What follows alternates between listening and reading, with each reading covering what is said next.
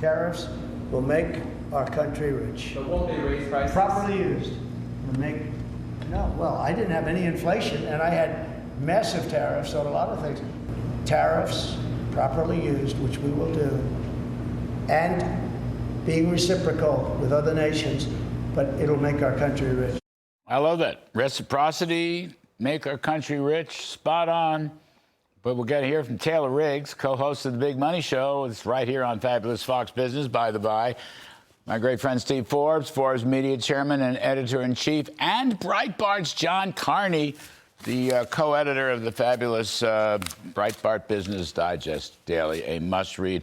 All right, so Steve Forbes, I'm going to start with you because I know you basically hate this. So let's start the discussion of tariffs, being the smart guy. Now, I think, I mean, it could be dead wrong, but I think Mr. Trump will dive in with sort of shock and awe, meaning 10% universal tariff, 10%, he calls it ring around the collar, 10%. I'm going to leave out Mexico and Canada because that's about the border negotiations. He may wait on that or he may not, but I'm just saying the basic thrust here will be 10%. It won't be like 1% a month or 2% a month or 3% a month. It'll be one big one, 10%. And I think he will go after China with an even larger tariff. But here's the thing. Attack this if you want to, for heaven's sakes. But I think it's actually okay because of unfair trading practices. But exporters will pay half of the price or more in order to sell their goods here. Meanwhile, as much as $500 billion in revenues per year is possible, and that will go to tax cuts to businesses, large and small, and individual families. So you know what? I think it's a net plus. That's my view, and I think that's what Mr. Trump's going to say. What says Steve Forbes? Well, this is why I'm here, and he's in the White House, I guess. Tariff is another word for tax. Economic theologians can argue which portion of it's paid by whom, but buyer and seller, it's a wedge between the two of them when you buy products and services. So putting that 10% wedge in there, you know, what made the other tariffs compatible was he had a big, huge, beautiful tax cut in 2017. It wasn't until 2018 that he started to do his tariff things. So he had an offset. So if I were doing this scenario, I'd wait to get that big fat tax bill through so people see right at the beginning they're getting something positive. So by the 4th of July, their paychecks are going up because withholding is going down. Get that done. So any damage from the tariffs will be consumed by this huge, big, beautiful tax cut. So I think the timing is going to be critical. Give something positive up front. In the meantime, he can tell people, because everyone knows he has credibility on this subject, that we want some changes, just as he did with the original agreement with Mexico and Canada. So it's about timing, and I think go for the tax cut first, and then he can do his other stuff. I think that's pretty sensible, and I think some people in the administration will, in fact, argue for that. And I don't think he's made up his mind yet. I mean, I'm not privy to anything, just saying that's what's on the table. John Carney, you don't believe tariff increases will be inflationary. I think that's defensible. What do you think about Steve Forbes? Should Mr. Trump wait for the tax cuts to kick in before he goes through the tariffs? No, he shouldn't wait because that will give the people who don't like tariffs at all leverage over him. They know he wants tariffs. They'll be demanding all sorts of concessions in exchange for the tax cuts. What he should do is put the tariffs on immediately, almost day one. But I agree with Steve. It is very important that we match that with deregulation and tax cuts. You want to free up U.S. businesses to be able to supply the U.S. with the goods we need. So you don't want to just put on tariffs. You want to couple that with tax cuts. But I would not prioritize the tax cuts first, because I think that will put an unreasonable delay on the tariffs. And Taylor, I know everybody was swooning over the CPI today, but I just want to raise a related point. The New York, what is it? The Empire State New York manufacturing thing plunged.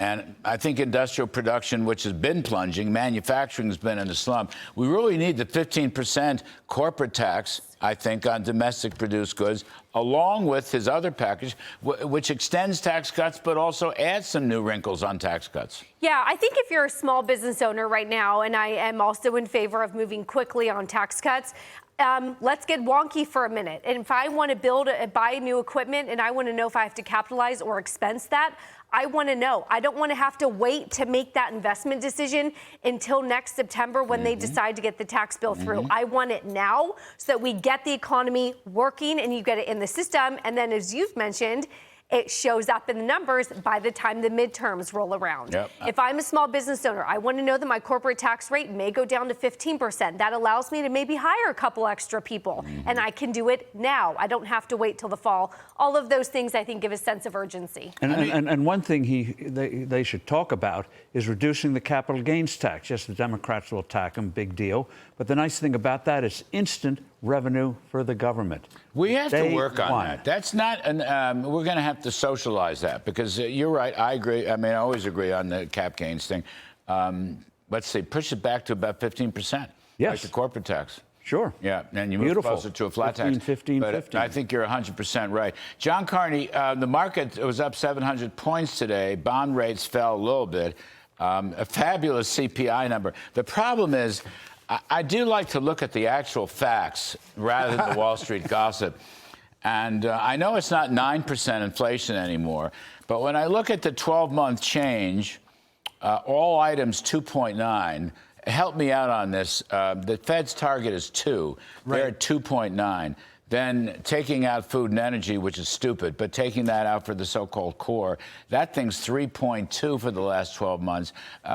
That's above the Fed's 2% target. By the way, the 3-month changes are even worse. So I'm arguing that the Fed should take the winter off, take the spring off, go south, play golf, go fishing, whatever they do. Don't go to California. And wait until Mr. Trump's big, beautiful, single tax cut energy border bill goes through. One big, beautiful bill before the Fed does anything, because whatever the Fed's going to do, they're going to screw it up. And I mean that sincerely. Not personally, but sincerely. Look, you're absolutely right. Their preemptive strike, cutting rates back in September, was a disaster. Right. Inflation is not coming down. You know what I'm going to cite here, right? The Cleveland Fed's trimmed mean and median, those have not moved at all. The trimmed mean is at like 3.3. It's been there forever, 3.8 for median. Those are not coming down. Those are the signs of underlying inflation. There is no decline in underlying inflation. We get month to month, up, down, this, that, but we're not going to 2%. We're not going anywhere near there. The Fed is going to realize this at some point, and they will have created this false expectation that they're going to cut rates 2 times. When the market realizes they're not going to cut rates 2 times, that will be bad for the market. See, Taylor, I operate under the rigorous analytic principle that whatever the Fed does is wrong. Okay? It's a rigorous analytic principle. So therefore, I think their best strategy before the big, beautiful bill can get itself passed is to do nothing. Just do nothing. You know what I mean? We've all said, all the market participants that we talked to on this program say, you know when the market does best? Not when the Fed's hiking, not when the Fed's cutting, when the Fed does nothing. When we don't talk about the Fed, that's when we can go and price mark to market. Yeah. We can have transparency in the market when they are out of the way and they're not manipulating the market. They're not buying bonds. They're not doing QE. They're not doing QT. None of that. So we'll have to see if maybe they can step aside. Steve Forbes, last one. I know you don't like this. Appreciate it, because we believe in free speech on this show. A 10% tariff, I think, will not only not disrupt the economy, it will make money, which will then translate into lower taxes. Now, can I sell you on that? Last few seconds. Well, it may happen. So all I'm going to say is I'd rather have the big fat tax bill and put the tariff sales tax off as long as you can. And as for the Fed not doing nothing, I wish they would do one thing. No longer going to try to manipulate the economy, let the market set interest rates. How about that? I'm with you on that. Amen. Just do nothing. I think that's the single best policy. Thank you very much, Steve Forbes, John Carney, Taylor Riggs. Taylor's going to be along with her co-host, Brian Brenberg, and Jackie DeAngelis. The Big Money Show, weekdays, 1 p.m. Eastern, right here on Fabulous Fox Business. Thanks to all of you.